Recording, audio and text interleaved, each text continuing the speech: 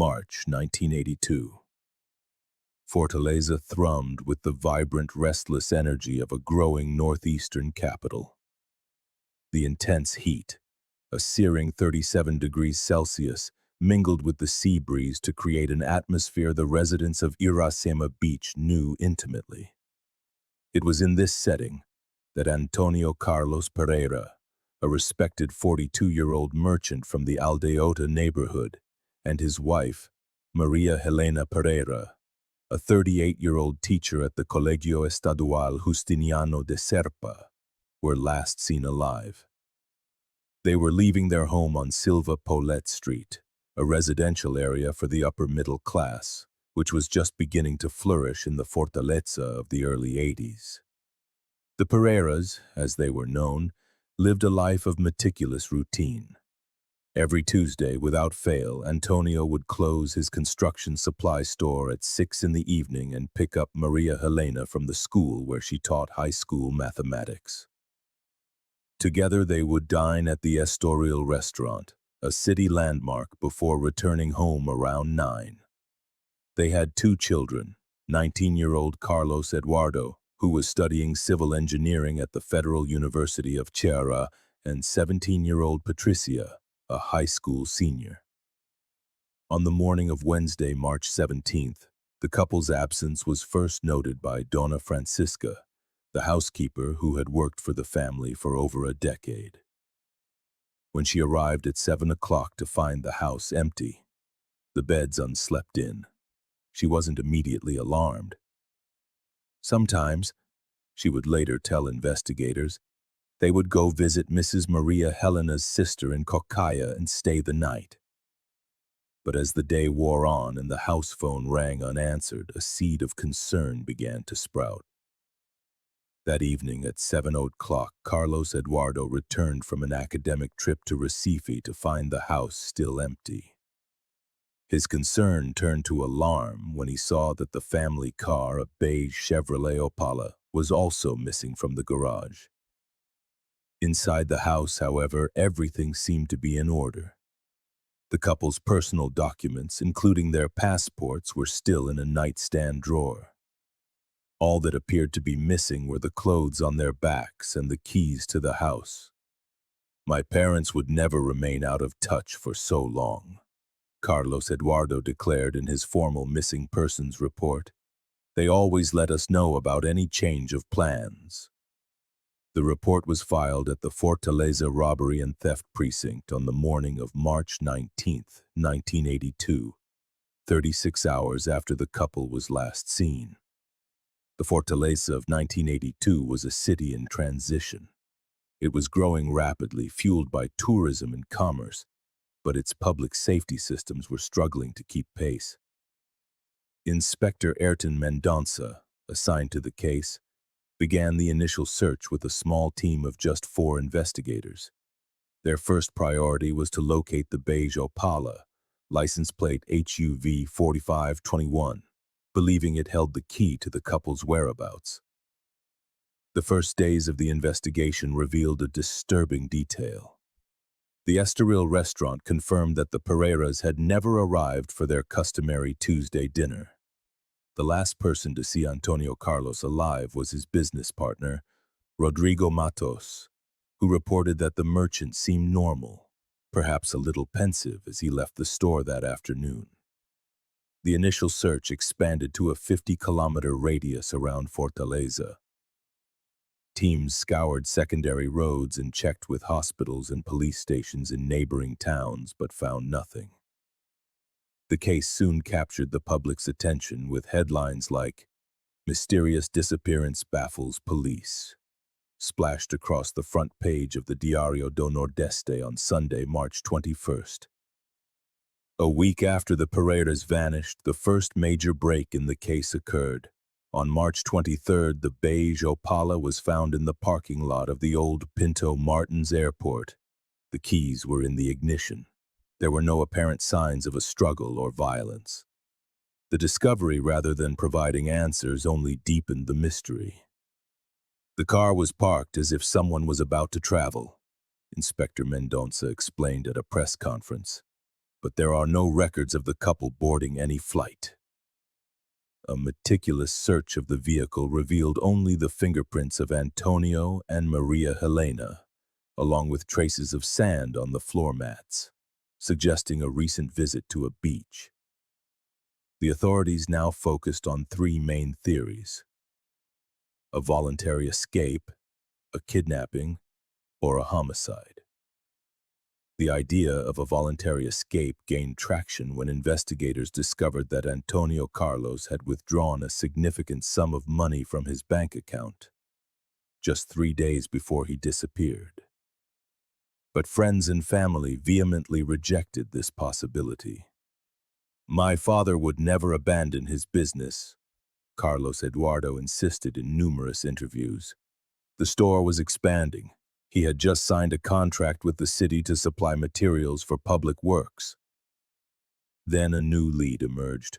A woman named Josefa Silva, who sold crafts on Praia do Futuro, came forward claiming to have seen a couple resembling Antonio and Maria Helena at around 7:30 on the night of the 17th.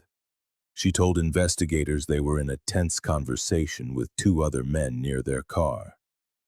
The older man was gesturing a lot, as if he were trying to explain something, Josefa reported. The woman was visibly nervous. This testimony led the police to investigate the merchant's potential enemies. They soon discovered that Antonio Carlos had testified against a group of city inspectors accused of extortion in a case that was proceeding under seal in the state court.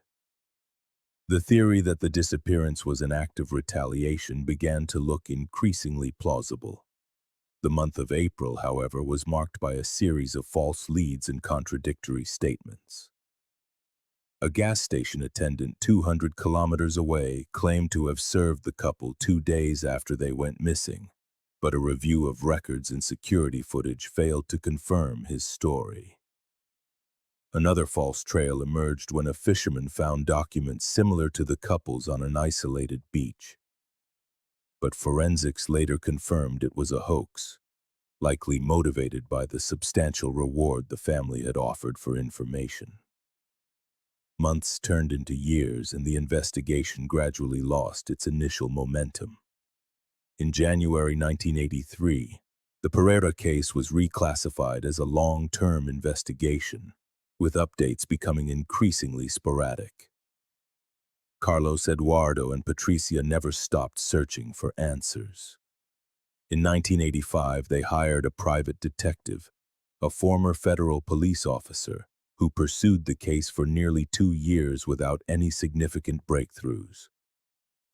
The disappearance of the Pereira couple has become one of the greatest mysteries in the state's police history, wrote journalist Democrito Dumar in a 5-year anniversary feature in 1987.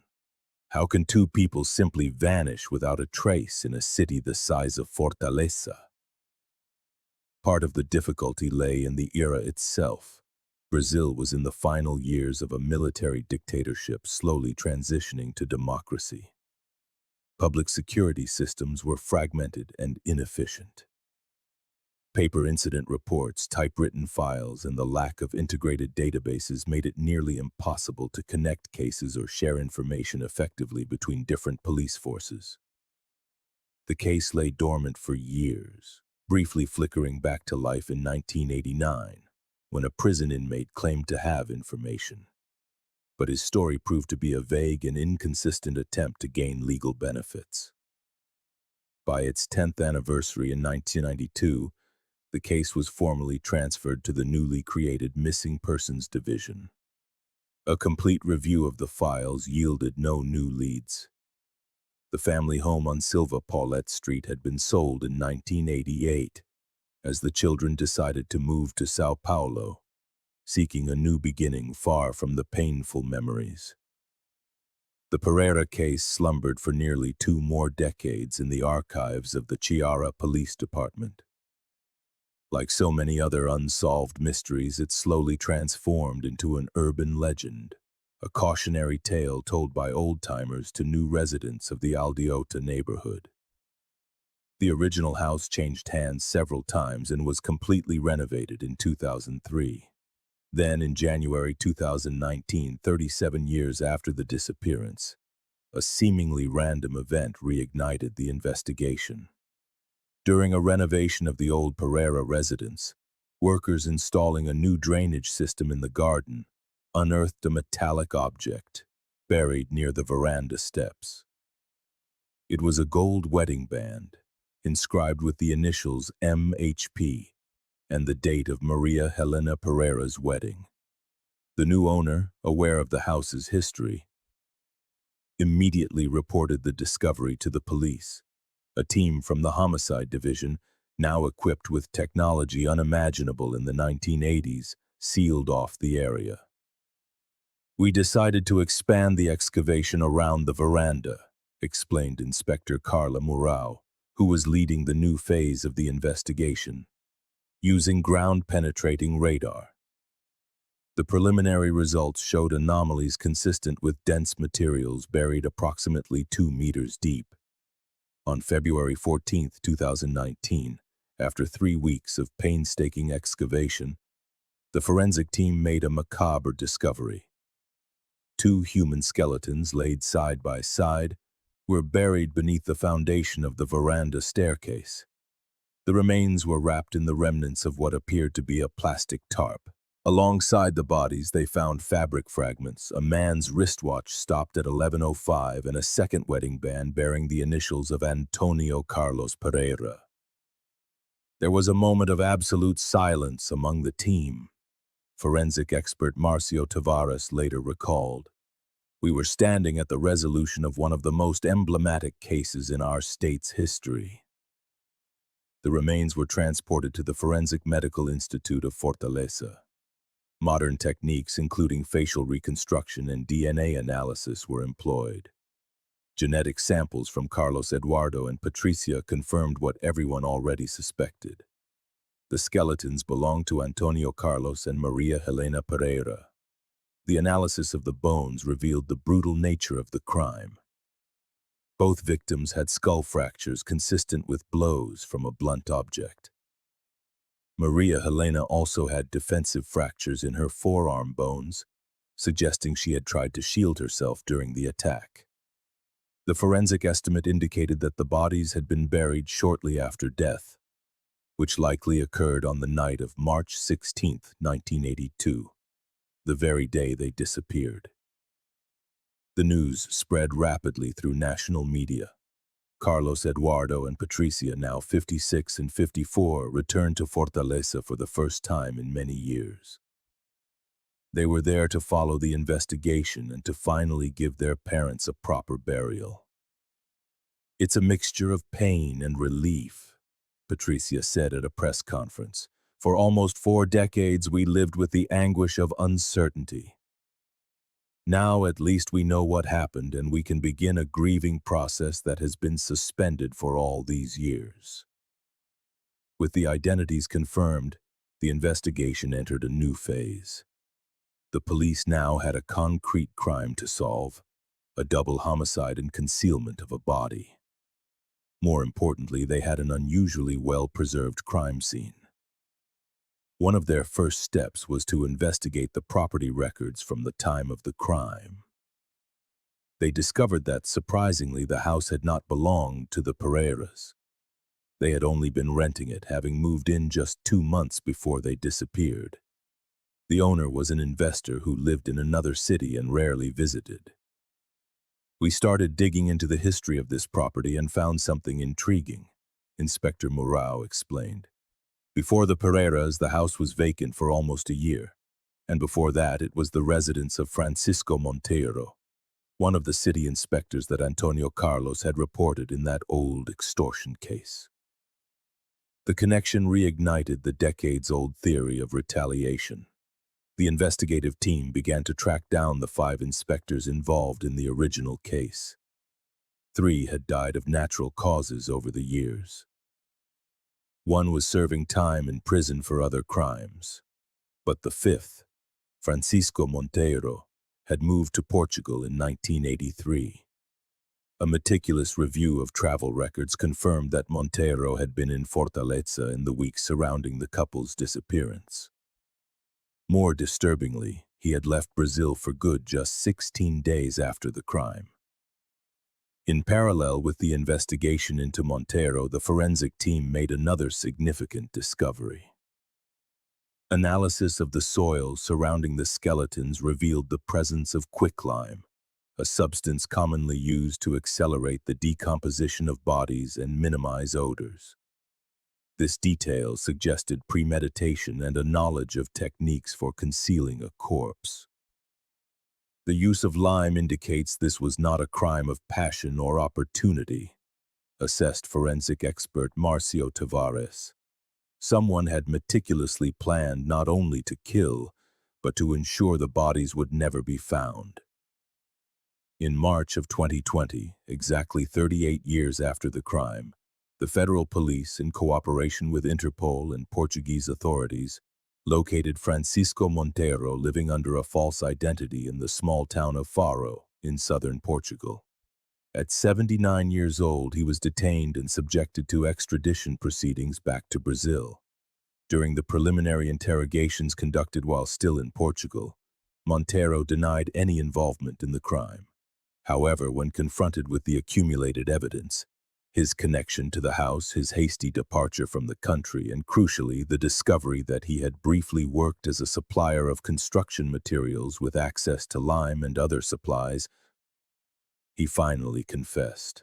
Monteiro's account revealed shocking details about the crime's premeditation. According to his confession, he had deliberately rented the house to the Pereira couple through an intermediary, knowing that Antonio Carlos was looking for a residence in that area. During the 2 months the couple lived in the property, he meticulously planned his revenge for the testimony that could have sent him to prison. "I dug the hole under the stairs 3 days before, in the dead of night," he revealed in his deposition. "No one noticed because the house had a high wall and I always entered from the back, through a neighboring property that was abandoned." On the night of March 17, 1982, Monteiro lured the couple into a conversation claiming to have information about others involved in the corruption scheme. When Antonio Carlos and Maria Helena arrived home from work, they found him waiting inside their residence. "It was all very fast," he recounted coldly. "I hit Antonio first with an iron bar as he came in. The woman tried to run, but she couldn't get away." After the murders, Monteiro wrapped the bodies in plastic tarps, dragged them to the pre-dug hole, and covered them with quicklime before sealing the space with concrete. In the following days, he drove the couple's car to the airport, leaving it parked to mislead investigators, and arranged his flight out of the country. In September of 2023, 41 years after the brutal murder of the Pereira couple, Francisco Monteiro, now 82, was finally brought to trial by the jury court of Fortaleza. The 5-day trial drew intense media coverage and reignited the debate on unsolved crimes in Brazil. Monteiro's detailed confession, combined with the forensic and documentary evidence meticulously gathered throughout the investigation, left no doubt as to his guilt. He was sentenced to 42 years in prison for 2 counts of aggravated murder and concealment of a corpse, the maximum possible sentence considering the laws in effect at the time of the crime and the defendant's advanced age. This case demonstrates that there is no statute of limitations on the search for truth, declared prosecutor Luisa Frota during her closing arguments. For 4 decades, Antonio Carlos and Maria Helena remained silently crying out for justice from beneath that staircase while their children lived in the anguish of uncertainty. For Carlos, Eduardo, and Patrícia, the trial represented the closing of a painful chapter that had consumed most of their lives.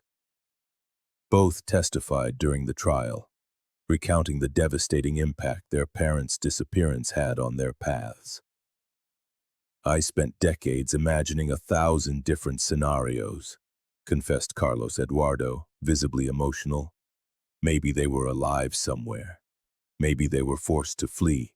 Maybe they had an accident. I never imagined they were so close, literally under the stairs of our own home, while we searched for them all over Brazil. Patrícia, who became a psychologist specializing in trauma and grief, revealed how the experience shaped her professional choice. I dedicated my life to helping people who, like us, live with traumatic and ambiguous loss. It's a way of transforming our tragedy into something that can help others. The Pereira case led to significant changes in investigative procedures for missing persons in Ceará. In 2021, while the case was still in the courts, the Pereira law was enacted, establishing specific protocols for disappearance investigations, including the perpetual preservation of genetic material and the creation of a nationally integrated database. The residence on Silva Paulette Street, the scene of the crime, was acquired by the city of Fortaleza after an agreement with the current owner. In its place, in March of 2024, the Memorial for the Disappeared was inaugurated, a space dedicated to raising awareness about missing persons in Brazil and supporting families still searching for answers. This case teaches us about the persistence of truth, reflected Detective Carla Mourão, who coordinated the final phase of the investigation.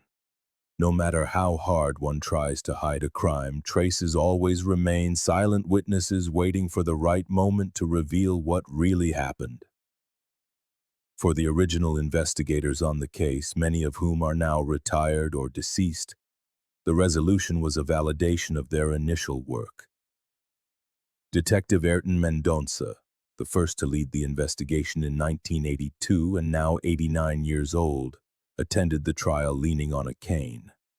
"I always knew there was something wrong with that airport story," he commented after the sentencing. "A policeman's instinct told me the bodies were somewhere near where they were last seen. Unfortunately, we didn't have the resources or the technology to confirm that suspicion at the time."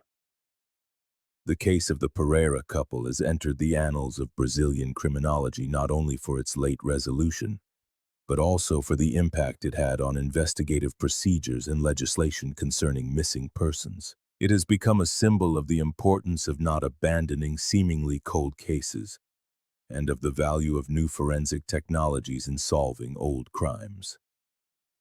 In a private ceremony held a week after the trial, the remains of Antonio Carlos and Maria Helena were finally laid to rest in the São João Batista Cemetery in Fortaleza.